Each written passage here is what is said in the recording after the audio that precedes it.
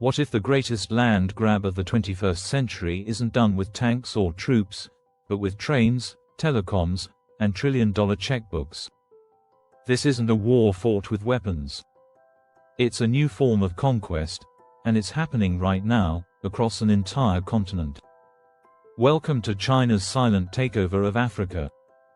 And the most shocking part: many countries are opening the door willingly. Forget what you know about imperialism. This isn't your textbook colonial takeover. China's influence in Africa began subtly in the early 2000s, driven by an insatiable hunger for resources and a strategic vision for global power. While the West was distracted by wars in the Middle East, China was forging deep ties with African governments through aid, loans, and infrastructure. It all looked benign, even generous. But as always, the devil is in the details. The cornerstone of China's presence: the Belt and Road Initiative. Through this vast geopolitical project, China promised to connect the world through a web of infrastructure. For Africa, it meant new railways, ports, dams, and highways, all funded and often built by the Chinese. In Kenya, a Chinese-built railway now links Nairobi to Mombasa, costing over $3 billion. In Ethiopia, Chinese companies built Africa's first fully electrified cross-border railway. Zambia has Chinese roads. Nigeria has Chinese telecoms. Angola repays Chinese loans with oil. The list goes on. But here's the catch. Many of these projects are funded through opaque loans. And when African nations can't repay, they often have to give up control of strategic assets or become more politically pliable to Beijing. This debt dependency is what critics call debt trap diplomacy. The idea is simple: lend big, and when the borrower struggles, gain leverage. It's like buying influence on layaway. Africa is rich in resources. China needs them. Copper from Zambia. Cobalt from the Democratic Republic of the Congo. Oil from Angola. Rare earths, gold, timber. Africa has it all. And Beijing has mastered the art of resource for infrastructure deals. Instead of paying cash, African countries often repay loans through long-term resource contracts. This ensures a steady flow of minerals to feed China's industries. Meanwhile, African nations are left with mounting debts, limited sovereignty over their own assets, and growing economic dependency. But China isn't just interested in raw materials. It wants to control the entire supply chain: extraction, processing, and transport.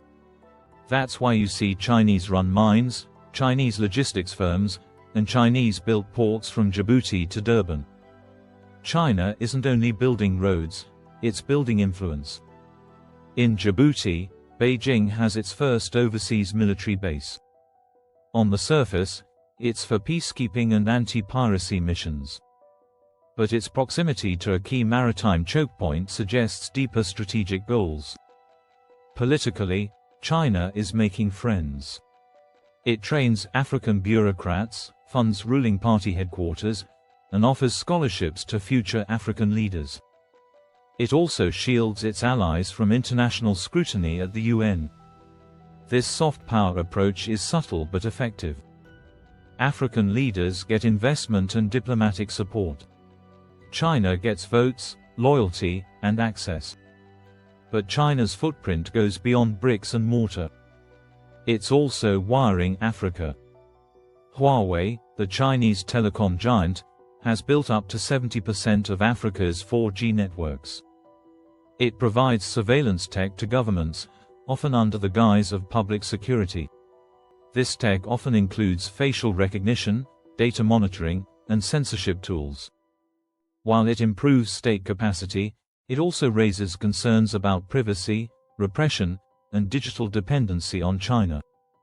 The more African states rely on Chinese digital infrastructure, the harder it is to push back against Beijing's model of digital authoritarianism. If you're enjoying this deep dive into China's growing grip on Africa, Don't forget to hit the like button, subscribe for more geography meets geopolitics stories, and leave a comment. Do you think China's involvement in Africa is helpful or harmful in the long term? The relationship isn't all one-sided. Many African nations have seen rapid infrastructure development that would have taken decades with Western aid. Roads, bridges, airports, tangible benefits are visible. Some African leaders argue that they're finally getting the development they've long needed, and without the political conditions the West imposes. But the question remains, at what cost? Critics say local jobs are scarce on Chinese-led projects. Labor often comes from China, and so does the equipment. Local businesses are pushed out. And when profits return to Beijing, how much wealth is really staying in Africa? The West is waking up. The US, EU, and Japan have launched their own counter-initiatives, such as the Partnership for Global Infrastructure and Investment, PGI. But they lack China's speed, funding scale, and single-party decisiveness. Meanwhile, the global order is shifting. China is building a bloc of allies and client states, expanding its economic empire not through force, but through deals. The question isn't whether China will dominate Africa, it's whether Africa will retain the agency to shape the rules of that relationship. Many call it neo-colonialism. Others call it partnership. But the truth is nuanced. China isn't trying to rule Africa like Europe once did. It wants influence, not occupation. But influence matters. It shapes votes at the UN, trade policies, tech standards, and military alignments. The more Africa bends toward Beijing, the more it shifts the global balance.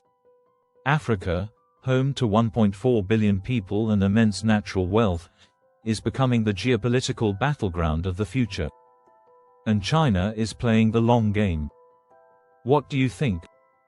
Is China investing in Africa for mutual gain, or are we witnessing a silent takeover? Let us know in the comments.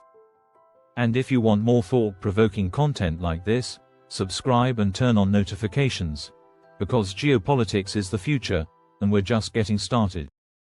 Thanks for watching.